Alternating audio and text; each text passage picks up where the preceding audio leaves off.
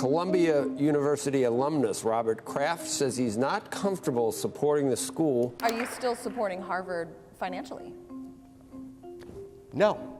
These are just some of the many wealthy donors who have threatened to pull support from universities over mounting pro-Palestinian protests in the last several months. But those large donations aren't the only thing keeping schools running.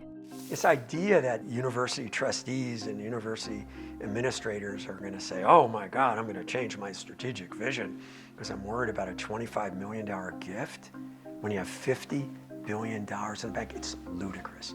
To explain how colleges stay afloat, we asked former university president Morton Schapiro to break down the finances of 3 schools with different revenue sources and what changes mean for the future of higher ed. Having a large endowment really helps, and I've been really fortunate to be president of 2 institutions with very large endowments. Endowments are big funds typically collected through donations and invested. You only take enough of it so that you can support what the donor wants, but you leave it to be invested. So the endowment is an investment in the future.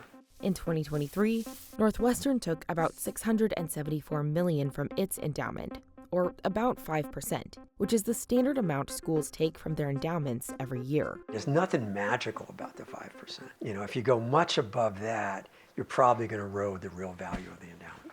If you go much below it, then it's unfair to the current generation of faculty, students, and staff. When things are really bad, I think you should take a higher percentage. That standard 5% of Northwestern's endowment made up more than a fifth of the school's operating revenue in 2023. When you have the kind of wealth that Northwestern and its peers have, that gives you a lot of flexibility.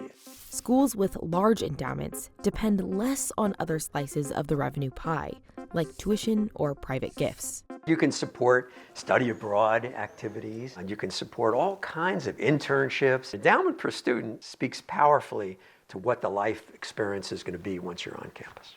It also speaks to the range of students who are likely to be on that campus. The socioeconomic diversity of the undergrads at Northwestern and like many peer institutions, much greater than it was. Even while I was president, I started in 2009. In 2020, only about 16% of students at private nonprofit universities paid full price. That's down from 29% in 1996. That's partly due to those ballooning endowment funds. Northwestern's has grown more than 6 times since 2001.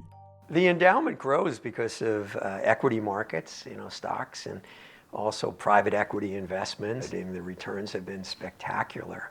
But a lot of that wealth is concentrated in just a few schools in the U.S. If you don't have a large endowment, you're going to be much more conscious about attracting students, in many cases undergrads, who can pay the sticker price. Private colleges, they are not getting state support, so where are they getting their money? The rest is mainly tuition. Like at Hamilton College in upstate New York, where tuition made up almost 60% of operating revenues in 2023. Despite Hamilton's large $1.3 billion endowment, that high percentage makes it a little bit more vulnerable to changes in the market. You better make sure you're going to continue to be able to get the students and fill the dorms and get a substantial proportion of them paying at least close to the sticker price. Hamilton said in a statement that the school admits students without regard to financial need, and that the school is fortunate to support need-blind admission. But there are plenty of schools even more dependent on tuition than Hamilton. Small schools that really are almost completely reliant on net tuition revenues from undergrads are increasingly need aware. They're not going to admit a lot of students from needy families because they're not going to give enough need-based aid to make it possible for them to come. So they don't admit them, because if you admit them, their yield is low and your admit rate is very high and you don't look as selective. And there's also a looming threat. They look at the demographic cliff that's about to hit, and the number of high school graduates is going to go down substantially, we expect, over the next couple of decades. This enrollment cliff is in part because of a decline in birth rate since the Great Recession.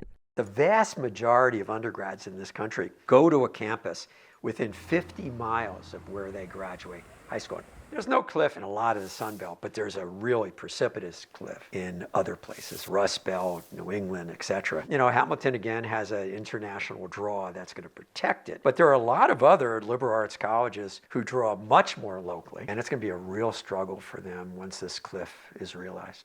When you talk about being tuition dependent, it's always said in a negative way. Is there anything positive? Well, I think you're focused more on your undergraduate experience.